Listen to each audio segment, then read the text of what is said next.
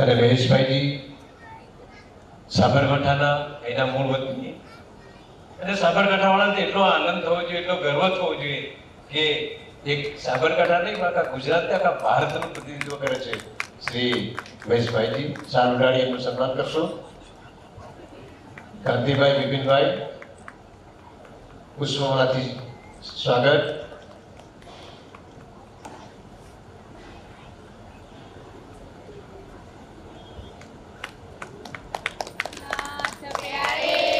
બોલો શ્રી પ્રાણનાથ, બોલો શ્રી પ્રાણનાથ પ્યારે પ્રાણનાથ પ્યારે કી, પ્રાણનાથ પ્યારે કી, પ્રાણનાથ પ્યારે કી, પ્રાણનાથ પ્યારે કી. આ પ્રાણ છે ક્યાં? આપણને બધાને આજે એકઠા કરવાનું શ્રેય પૂજ્ય પાનવાને જાય છે. અને 100 વર્ષની ઉંમરે એમનામાં જે સ્ફૂર્તિ છે આપણને દેખાડો લગાવવામાં દેખાતી નથી. કેટલા મળ્યા છે બાને આ દિવસો દરમિયાન, અને કેટલાય અનુભૂતિ કરી, અને સુંદર સિંચન દ્વારા પરિવારને જે સંસ્કારોથી પલ્લવિત કર્યો. અને આજે પણ એમને જે આનંદ છે કે મેં મારા પરિવારને જે આપ્યું છે એ પરિવાર સમાજને આપી રહ્યો છે. અને આપણે સૌ આજે એકઠા થયા છે ત્યારે આપણને વાણીથી રસાબોધ કરવા, આધ્યાત્મ માર્ગ ઉપર ચાલવા માટે હંમેશા જેણે પોતાનું જીવન ડિવોટેડ કર્યું છે, અને હંમેશા એક જ્ઞાન દ્વારા મુક્તિ થાય, જ્ઞાનનો પ્રચાર, વાણીનો પ્રચાર પ્રસારનો સમગ્ર જીવન સમર્પિત કર્યું છે એવા પૂજ્ય રાજન સ્વામીજી. અને પરિવારમાંથી અમને જે મળ્યું છે, સુંદર સાથમાંથી મળ્યું છે, અને પદ્માવતીપુરી ધામની આ એક તનની શોભા જે છે ત્યારે આપણી વચ્ચે ધામી તરીકે ડીકેજી ઉપસ્થિત છે. એવા જ પૂજ્ય બેન જ્યોત્સનાબેન પરિવારમાંથી જ આવે છે, પરિવાર જ ચલાવે છે, સંસાર ચલાવે છે, પણ ક્યારેક બેંગ્લોર હોય, ક્યારેક કલકત્તા હોય, ક્યારેક નેપાલ હોય, ક્યારેક આસામ હોય તો મને ચક્કર આવે. અને અત્યારે આ બધી વાતોમાં રસાબોધ થવા માટે ઉપસ્થિત સૌ સુંદર સાથ આત્મ સ્વરૂપમાં પ્રણામ કરું છું. સૌને પ્રણામ. પ્રણામ. પ્રહલાદજીએ આપણને એક વાત કરી અને મુક્ત કરી દીધા. વાણી જ્યારે પણ લેવા જઈએ ત્યારે કે એને રે પગલે ચાલી તે પગલા એ પ્રમાણ. તો આપણે કોના પગલા પર ચાલવાનું, અને કોણ કોને શું પગલા બતાવે ને કેવી રીતે બતાવે. તો જેના નિમિત્તે આ પ્રસંગ છે એનો એક અનુભવની 2 વાત મારે કરવાનું મન થયું. તો જે બાને મળ્યો 100 વર્ષના હશે એટલે ભણ્યા નહીં હોય તો બધાને વિશ્વાસ છે કે નથી ભાઈ? અને ભણેલા ગણેલા કેટલા છે આપણે બધાય? અને એમના જમાનામાં જે સ્ટ્રગલ કરી હશે ને આટલો મોટો પરિવાર પાળ્યો હશે, એટલો પરિવાર એનું પાલન પોષણ કરવાની જવાબદારી આજે બેઠેલા કોઈની પાસે નહીં હોય એવું મારું પાક્કું માનવું છે. બરાબર વાત છે? તેમ છતાં મને કે ભણતર નહીં, પણ હું ખેતરમાં ઘાસ કાઢતી જોઉં એટલે નિંદામણ કરવાની વાત કરતા હતા બા, અને કે નિંદામણ કરતી જોઉં ને રાશામાંથી કરતી. તો આપણને યાદ આવે કે એક લવે હસી ટૂક ટૂક, તો મને એકવાર સાથ દે, હું 10 વખત જી કરું છું.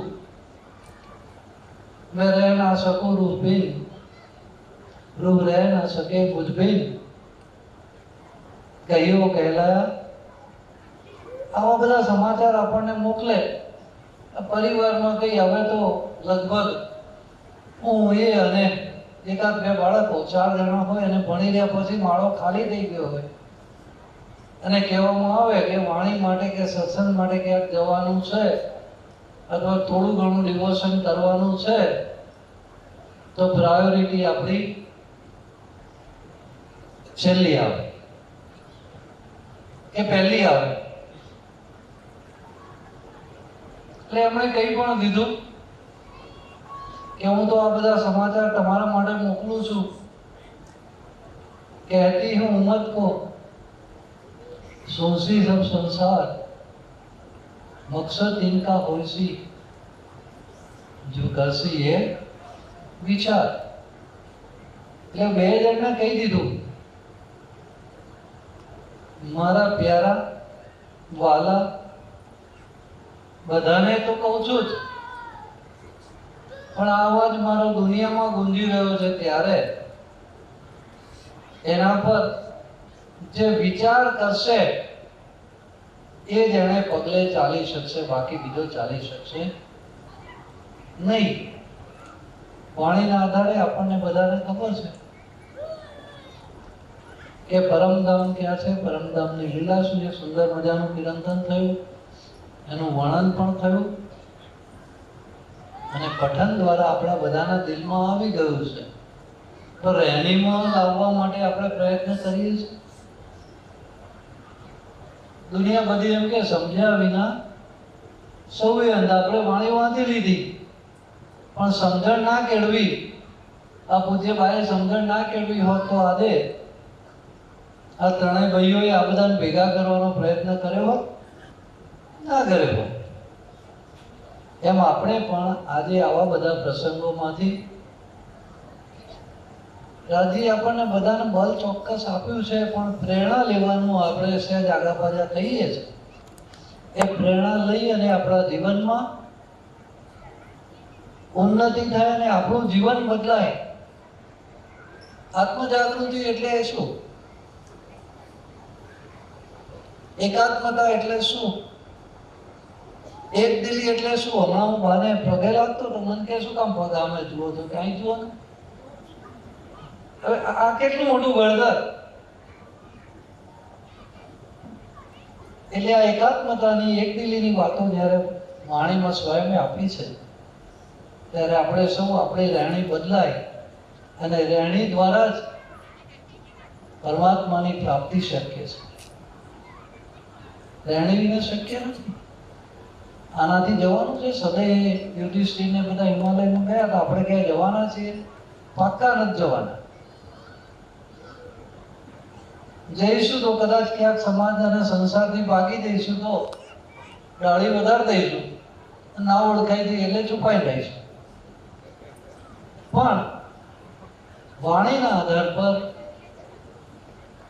નિર્મલ નિરાકાર સૌથી પહેલી આત્મશુદ્ધિ એ જ પરમાત્મા સુધી પહોંચાડે કે જે મારા માટે યોગ્ય નથી એ બીજા માટે હું શું કરી રહ્યો છું, શું કરી રહી છું. આ સમજણ ના આવે ત્યાં સુધી પરમાત્માના દોષ બની શકાય ને. પરમાત્માના દોષ બનવું હોય તો પહેલા રહેણી બદલવી. રહેણી દો પહોંચાવી ઘરની લગ રહી ચાલ. તો જ્યારે તમે ધણીની સાથે એકાત્મતામાં આવી જાઓ ત્યારે ઘરની કરમ કછું ના રહ્યા. ધણી બળે કૃપા લે. તો કૃપા કરવા તૈયાર જ છે, પણ લેવા માટે આપણે કોળો પાથરીએ પણ નીચે મોટું માયાનું કાણું પડી ગયું છે. એટલે આવા બધા પ્રસંગોથી માયા આપણી પર હાવી ન થાય. અને પૂજ્ય બાએ જે રીતે જીવન જીવી અને બતાવ્યું છે, ખૂબ સરસ તંદુરસ્તી પણ મળી. કેવી રીતે મળી ગઈ? કામ તો કર્યું છે ને. આજે આપણાથી કામ ના થાય. વાણીની વાત આવે તો સહેજે બેસાય નહીં.